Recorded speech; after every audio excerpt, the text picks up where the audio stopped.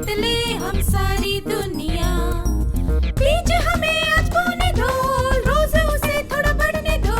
छू लेंगे आकाश हम, मन के विचार हकीकत बने। सिद्धि फल से आनंद देंगे, कोशिश कर बढ़े, सोच बुलंद करे।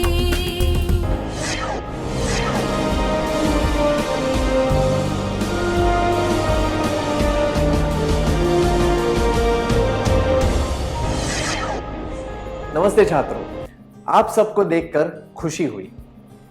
पिछले सत्र में हमने सीखा था सामूहिक चर्चा में हमें दूसरों को प्रोत्साहित करना चाहिए ताकि वे भी चर्चा में भाग लें। एक दूसरे के साथ बहस करने के बजाय एक मत होकर कोशिश करनी चाहिए। जरूरत पड़ने पर नेतृत्व करना चाहिए। आइए हम फिर से उस चर्चा पर ध्यान देते हैं। जब लतिका की बात खत्म हुई तब मधु ने कहा, इसका सार यह है कि हमें पुस्तकालय तो चाहिए, पर इतने कम समय में यह संभव नहीं है। ठीक कहा मैंने? लतिका ने सहमति दिखाते हुए अपना सिर हिलाया। मधु ने संक्षिप्त में और स्पष्ट रूप से लतिका की बातों का सार बताया। उसने सामूहिक चर्चा के उद्देश्य को भी स्पष्ट रूप से सबके सामने रखा। उसने यह समझाया कि चर्चा करने का मकसद क्या है। उसने यह बात विस्तार से बताई कि आगे क्या करने की जरूरत है, और उसके लिए उसने सारे साथियों की राय ली। चर्चा में बताए गए सारे विचारों को उसने ठीक से सार बताया। अगर कोई व्यक्ति अच्छी तरह सारांश प्रस्तुत न करे तो चर्चा का उद्देश्य पूरा नहीं हो सकता। इसीलिए सामूहिक चर्चा में उभरने वाले विचारों का स्पष्टीकरण और सारांश करना जरूरी होता है। सामूहिक चर्चा में हमें दूसरों को प्रोत्साहित करना चाहिए ताकि वे भी चर्चा में भाग लें। एक दूसरे के साथ बहस करने के बजाय एक मत होकर कोशिश करनी चाहिए। जरूरत पड़ने पर नेतृत्व करना चाहिए। विचारों का स्पष्टीकरण और सारांश करना चाहिए। चलिए फिर से चर्चा की ओर ध्यान देते हैं। जब लतिका ने अपनी बात खत्म की तब अरुणा ने कहा, मैं लतिका की बात से सहमत हूं। हम बाल दिवस के बाद पुस्तकालय शुरू करने के बारे में सोच सकते हैं। बाल दिवस मनाने के लिए 3 दिनों में क्या किया जा सकता है? सब लोग सोचने लगे। बहुत से विचार सामने आए। क्या आप में से 5 लोग स्वेच्छा से यहां आकर यह चर्चा कर सकते हैं कि बाल दिवस मनाने के लिए क्या किया जा सकता है?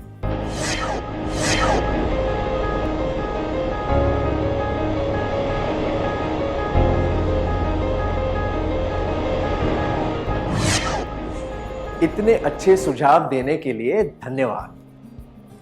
कई लोग सुझावों के बारे में सोच रहे थे। सुधा ने कहा, कैसे रहेगा अगर हम पुराने कपड़े और खिलौने जमा करके किसी अनाथालय को दे जाएं? मैं 10 घरों से चीजें इकट्ठा करके ले जाऊंगी। सुधा की बात सुनने के बाद दूसरे लोग भी अपना सुझाव बताने लगे। जब दूसरे लोग सुझावों के बारे में सोच रहे थे तब सुधा ने एक नया विचार बताया। उस विचार से नई सोच पैदा हुई। हम कह सकते हैं कि सुधा ने पहल की और विचारों के द्वार खोल दिए। सुधा जैसे लोगों के पास नए नए विचार होते हैं और वे बहुत रचनात्मक होते हैं।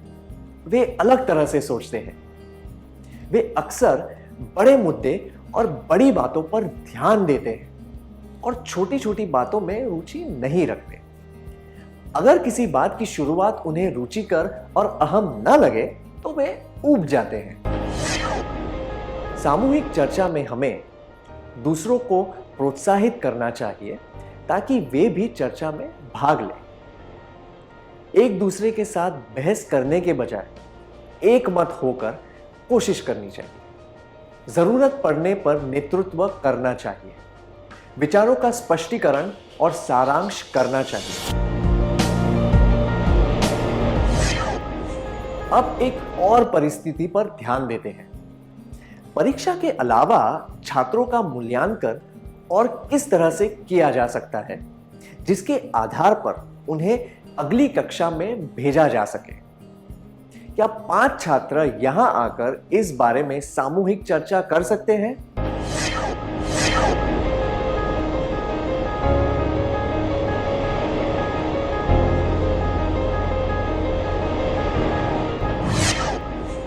धन्यवाद। क्या आपकी सामूहिक चर्चा से नए विचार सामने आए? आपको बहुत बधाई हो। आइए हम फिर से सुधा और उसके दोस्तों की चर्चा पर ध्यान देते हैं। सुधा की बात सुनने के बाद लतिका ने उसके सुझाव का समर्थन किया और कहा, यह करना मुश्किल नहीं है। फिर उसने पूछा, क्या तुम्हारे पास और कोई सुझाव है? ऐसा कहकर लतिका विचारों का मूल्यांकन कर रही है। वह देख रही है कि सुधा के सुझाव पर अमल कर सकते हैं या नहीं, और इस सुझाव के फायदे और नुकसान क्या हो सकते हैं। लतिका जैसे लोग सोच समझकर काम करते हैं और हर बात के तर्क पर ध्यान देते हैं। ऐसे लोग भावुक नहीं होते। वे अलग अलग विचारों को ठीक से समझकर निष्पक्ष होकर निर्णय लेते हैं। अगर कोई काम एक तरीके से न हो पाए तो वे अलग तरीके सुझा सकते हैं। उन्हें निर्णय लेने में समय लगता है क्योंकि वे बहुत सोच विचार के बाद निर्णय लेते हैं। इसीलिए किसी सुझाव या विचार का समर्थन करने से पहले उसका मूल्यांकन कर लेना चाहिए। अनुपयोगी विचारों की वजह से बाद में समस्या खड़ी हो सकती है। इसीलिए पहले ही मूल्यांकन कर लेना ठीक होता है। सामूहिक चर्चा में हमें दूसरों को प्रोत्साहित करना चाहिए ताकि वे भी चर्चा में भाग लें। एक दूसरे के साथ बहस करने के बजाय एक मत होकर कोशिश करनी चाहिए। जरूरत पड़ने पर नेतृत्व करना चाहिए, विचारों का स्पष्टीकरण और सारांश करना चाहिए। विचारों, सुझावों, प्रस्तावों का निष्पक्षता से मूल्यांकन करना चाहिए। अब हम अगला कार्यकलाप करेंगे। क्या आप में से 3 लोग यहां आकर किसी फिल्म के सकारात्मक और नकारात्मक पहलुओं का मूल्यांकन करके बता सकते हैं?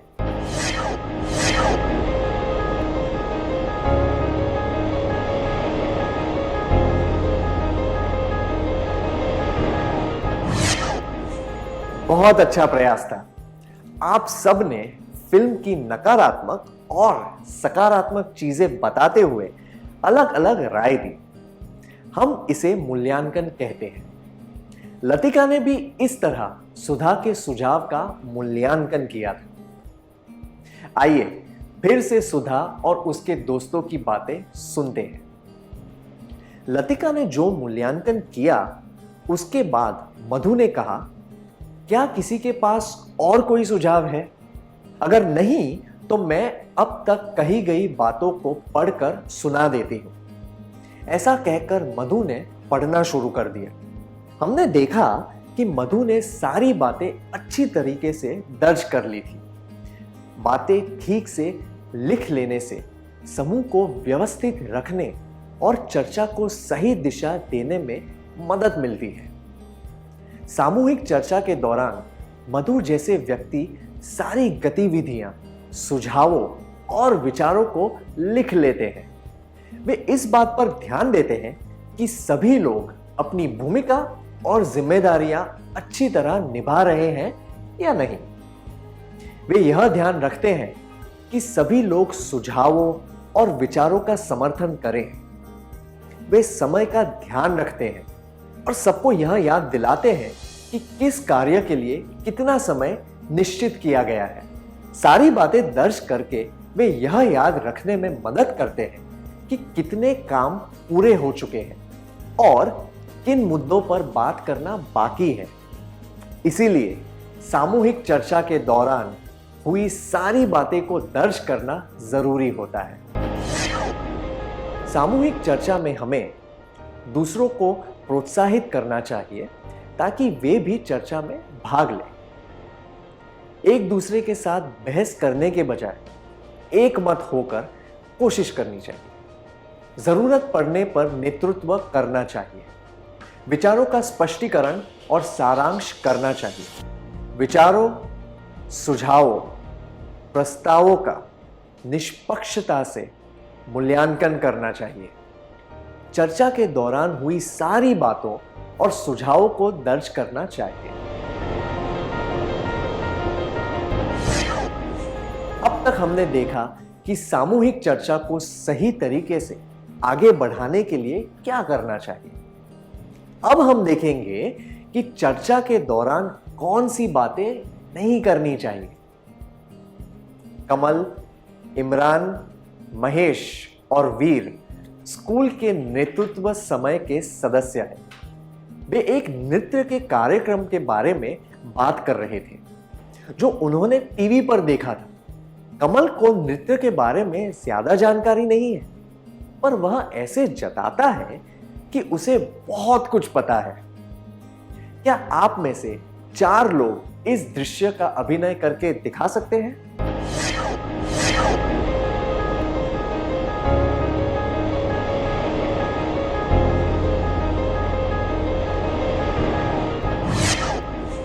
धन्यवाद। एक विशेषज्ञ की तरह बात करना और सब कुछ पता हो ऐसा जताना ठीक नहीं होता। ऐसे व्यक्ति खुद को दूसरों से श्रेष्ठ समझते हैं। किसी भी व्यक्ति को दुनिया के बारे में सब कुछ पता नहीं हो सकता। हमें उसी बारे में बात करनी चाहिए जिसकी हमें जानकारी हो। अगर किसी चीज के बारे में हमें जानकारी न हो तो हमें केवल अच्छी तरह सुनना चाहिए। खुद को दूसरों के सामने श्रेष्ठ दिखाना उचित नहीं है। इससे लोग हमारे बारे में गलत राय बना सकते हैं। अगर हमें किसी चीज के बारे में पता ना हो, उस चीज के बारे में बात नहीं करनी चाहिए। सामूहिक चर्चा के दौरान क्या नहीं करना चाहिए? ऐसा जताना कि आपको सब कुछ मालूम है। कमल की बातें सुनकर इमरान उसका मजाक उड़ाने लगा। जब महेश ने कुछ बताने की कोशिश की तो इमरान ने बीच में टोकते हुए कहा, ऐसा नहीं है, यह तो इस तरह होता है।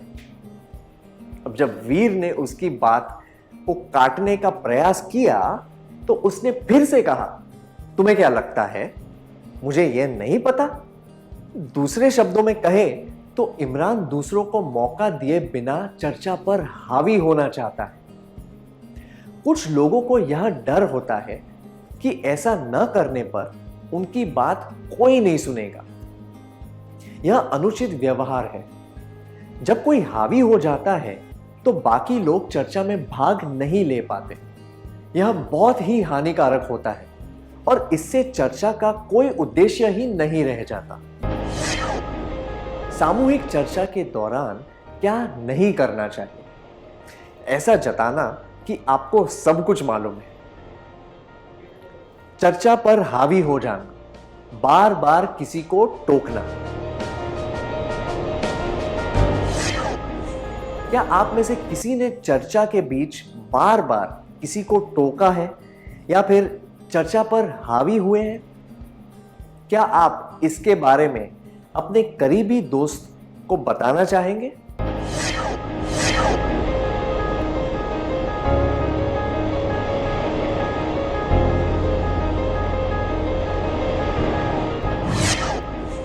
धन्यवाद। कमल यह जताने की कोशिश कर रहा था कि उसे सब कुछ पता है। इमरान चर्चा पर हावी हो रहा था। वीर इधर उधर की बातें कर रहा था, जैसे कि क्या तुमने वह विज्ञापन देखा है जो कार्यक्रम के बीच में आया था? फिर उसने खुद की बड़ाई करते हुए कहा, मुझे विश्वास नहीं होता है कि वे लोग इसे नृत्य कहते हैं। तुम्हें देखना चाहिए था कि 7 साल की उम्र में भी मैं कितनी अच्छी तरीके से नाचता था। इस तरह के व्यवहार से कुछ लोग दूसरों के सामने खुद का मजाक बनवा लेते हैं। इसीलिए इधर उधर की बातें नहीं करनी चाहिए और शेखी नहीं बघारनी चाहिए। सामूहिक चर्चा के दौरान क्या नहीं करना चाहिए? ऐसा जताना कि आपको सब कुछ मालूम है। चर्चा पर हावी हो जाना, बार बार किसी को टोकना, इधर उधर की बातें करना और शेखी बघारना। क्या हम सत्र में सीखी हुई बातों का सार संक्षेप कर लें?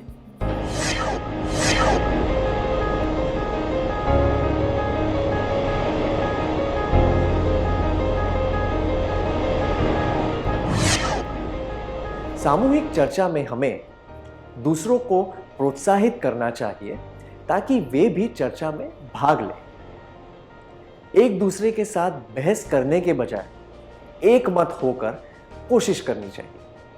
जरूरत पड़ने पर नेतृत्व करना चाहिए। विचारों का स्पष्टीकरण और सारांश करना चाहिए। विचारों, सुझावों, प्रस्तावों का निष्पक्षता से मूल्यांकन करना चाहिए। चर्चा के दौरान हुई सारी बातों और सुझावों को दर्ज करना चाहिए। सामूहिक चर्चा के दौरान क्या नहीं करना चाहिए? ऐसा जताना कि आपको सब कुछ मालूम है। चर्चा पर हावी हो जाना, बार बार किसी को टोकना, इधर उधर की बातें करना और शेखी बघारना। बहुत अच्छी तरह सार संक्षेप किया आपने, धन्यवाद। क्या अब हम थोड़ा गृह कार्य लिख लें ताकि ये सब बातें हमें ठीक से समझ आ जाए?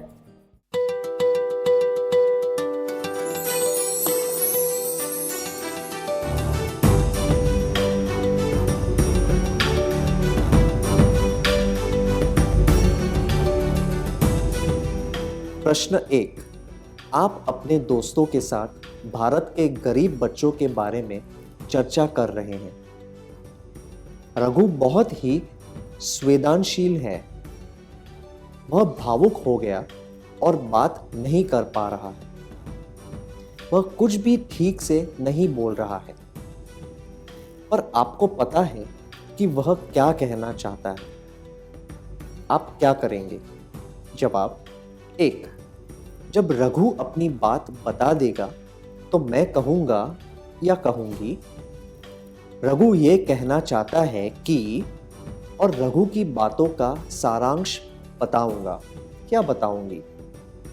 2, मैं रघु से कहूंगा या कहूंगी, मैं तुम्हारी भावनाओं समझ सकती हूं या सकता हूं, पर तुम्हें बोलते वक्त भावुक नहीं होना चाहिए। 3, मैं चुप रहूंगा या रहूंगी। प्रश्न 2, पाइथागोरस थ्योरम के बारे में एक सामूहिक चर्चा में आपके दोस्त ने कहा कि पाइथागोरस से बहुत पहले ही भारतवासी इसकी खोज कर चुके थे। आपने यह जानकारी पहले नहीं सुनी है, पर समूह के अन्य व्यक्ति आपकी राय जानना चाहते हैं। आप क्या करेंगे? जवाब 1, मैं कहूंगा या कहूंगी, मैं इस बात से सहमत हूं। 2, मैं कहूंगा या कहूंगी, मुझे इस बारे में कुछ भी मालूम नहीं है। इस बारे में ठीक से जानकारी ढूंढनी पड़ेगी। 3, मैं कहूंगा या कहूंगी, मुझे इस बारे में कुछ भी मालूम नहीं है, पर उसने यह बात बिना किसी प्रमाण के नहीं कही होगी, इसलिए हमें उसकी बात मान लेनी चाहिए।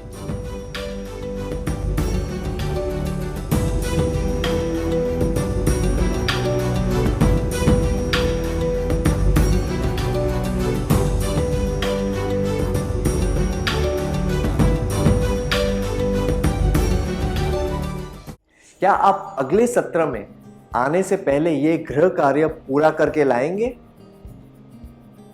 तब तक के लिए अलविदा।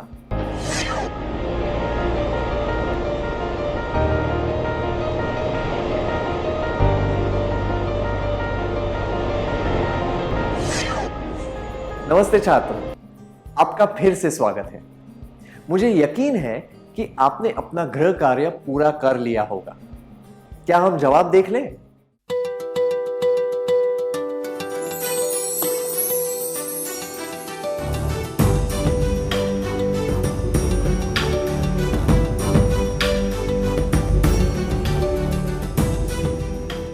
प्रश्न 1, आप अपने दोस्तों के साथ भारत के गरीब बच्चों के बारे में चर्चा कर रहे हैं।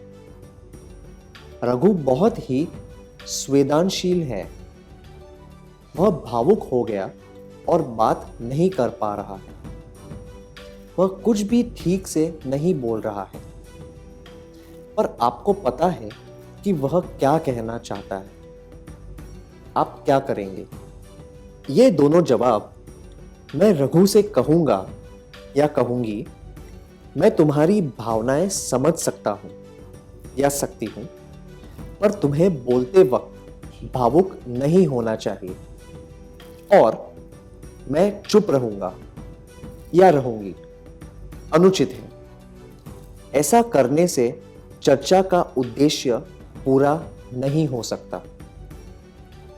जबकि यह जवाब जब रघु अपनी बात बता देगा तो मैं कहूंगा या कहूंगी, रघु ये कहना चाहता है कि, और रघु की बातों का सारांश बताऊंगा क्या बताऊंगी उचित है।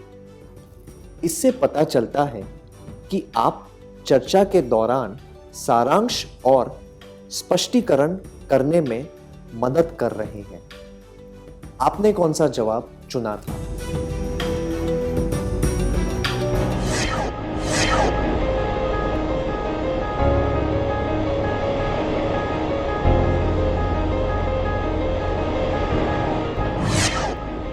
प्रश्न 2, पाइथागोरस थ्योरम के बारे में एक सामूहिक चर्चा में आपके दोस्त ने कहा कि पाइथागोरस से बहुत पहले ही भारतवासी इसकी खोज कर चुके थे। आपने यह जानकारी पहले नहीं सुनी है, पर समूह के अन्य व्यक्ति आपकी राय जानना चाहते हैं। आप क्या करेंगे? ये जवाब मैं कहूंगा या कहूंगी, मैं इस बात से सहमत हूं, और मैं कहूंगा या कहूंगी, मुझे इस बारे में कुछ भी मालूम नहीं है, पर उसने यह बात बिना किसी प्रमाण के नहीं की होगी, इसीलिए हमें उसकी बात मान लेनी चाहिए अनुचित है। ये दर्शाते हैं कि जो बात आपको मालूम नहीं है, आप उसे स्वीकार कर रहे हैं और उसे जांचना परखना भी नहीं चाहते। जबकि यह जवाब मैं कहूंगा या कहूंगी, मुझे इस बारे में कुछ भी मालूम नहीं है, इस बारे में ठीक से जानकारी ढूंढनी पड़ेगी उचित है। चर्चा के समय हर बात को जांचना और परखना चाहिए। आपका जवाब क्या है?